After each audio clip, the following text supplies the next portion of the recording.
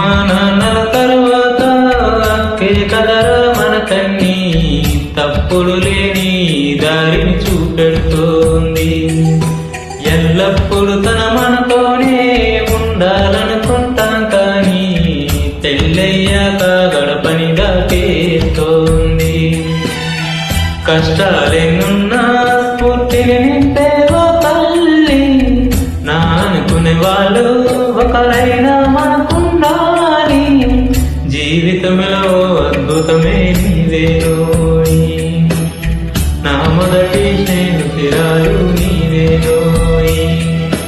అమ్మా నాన్నల తరువాత అక్కే కదరా మన కన్ని, తప్పులు లేని దారిని చూపెడుతోంది.